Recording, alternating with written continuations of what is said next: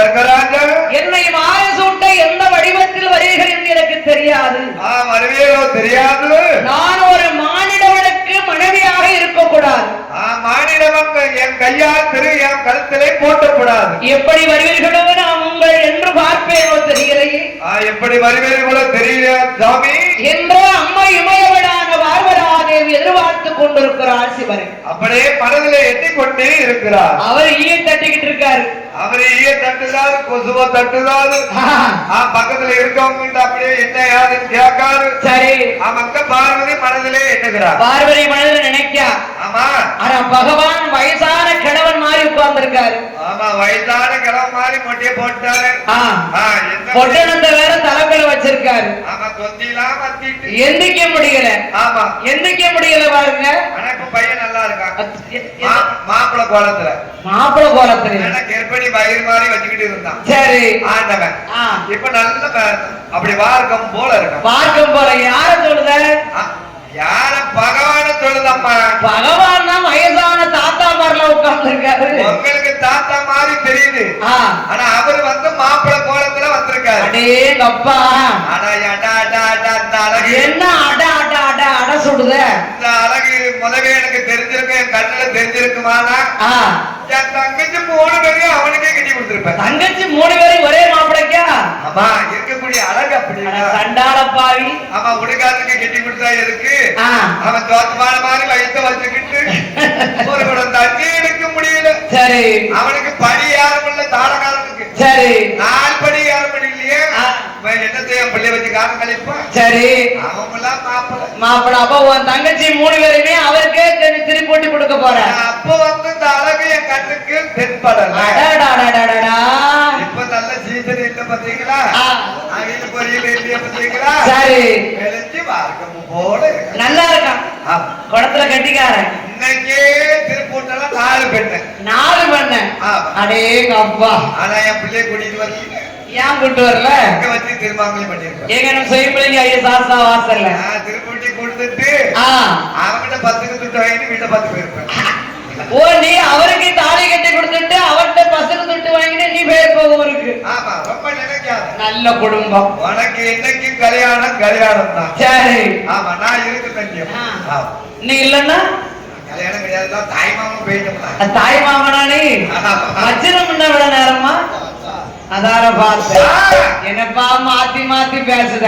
மாமன் நான் இருந்து நடத்தணுமா? சரி, ஆண்டவராகிய ஆரிகளை கண்ட பகவான் நினைத்துக் கொண்டே மனதிலே கொண்டு அந்த அம்மையார் ஓமையவர்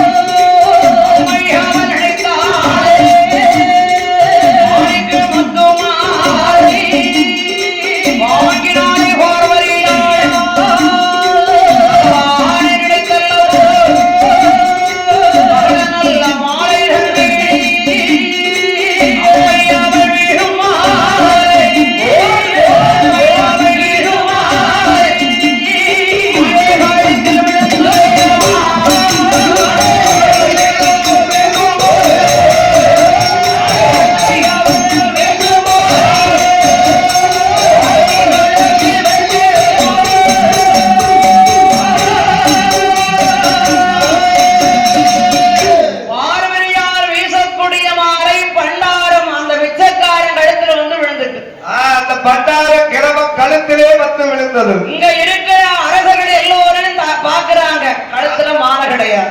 ஒருவருக்கு ஒருவர் கழுத்தை பார்க்காங்க. இந்த ஈழ நாட்டு அரசனெல்லாம் 4 நாளைக்கு முன்னாலே மண்ணை குமிச்சு பக்கத்துல உட்கார்ந்து இருக்கான். அப்ப எட்டி வீழ்த்த மாட்டாங்க ராணி அம்மா. சரி, அதனால மண்ணை குமிச்சு மேட பக்கத்திலே இருக்கான். இங்க என்னப்பா, கோட்டைக்குள்ளே சபைக்குள்ளே வந்தலுக்குள்ள ஒருவருடைய கழுத்துல இந்த மாலை இல்லையே. அந்த மாலைக்கு முத்து மாலை இல்லையே. அப்ப யாருடைய கழுத்துல கிடக்கு? யாருடைய கழுத்துல போய் விழுந்தது?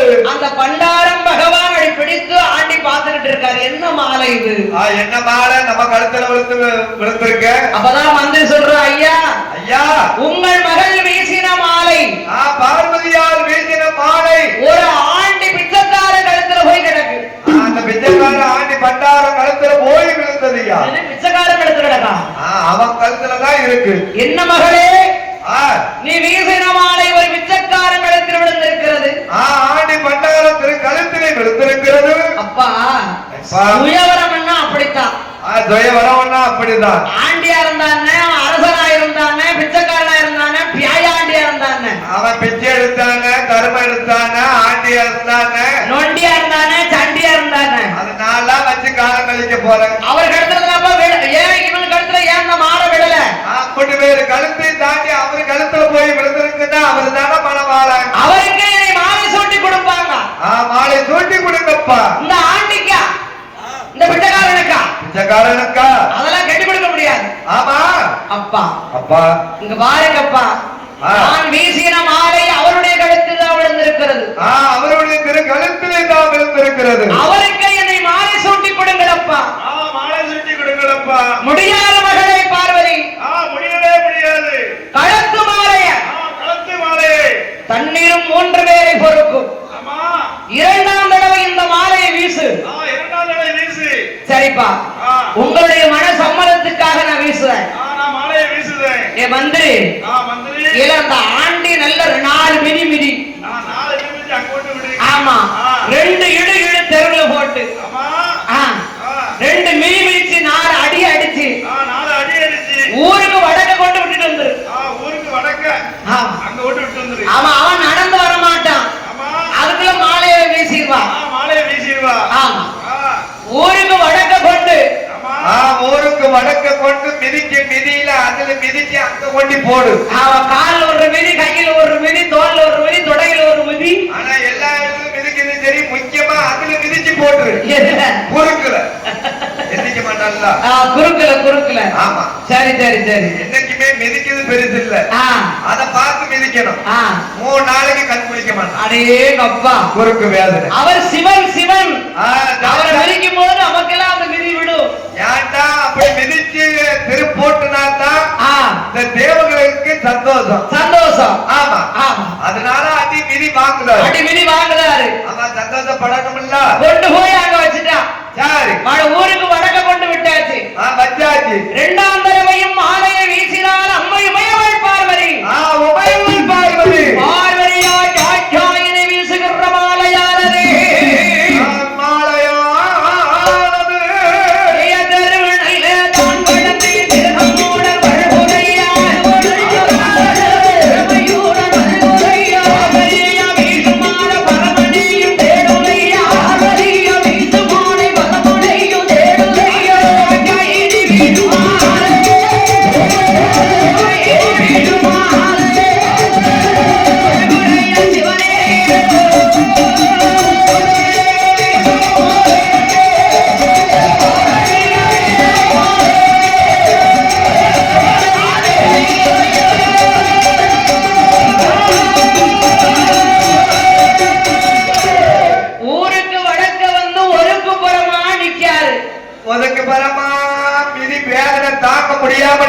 வேதனை தாங்க முடியாம உட்கார்ந்துகிட்டு இருக்காரு. கழுத்துல வந்து மாற விழுந்துட்டு. ஆமா, எல்லாரும் கொஞ்சம் லேசமாதான் மிதிச்சான்.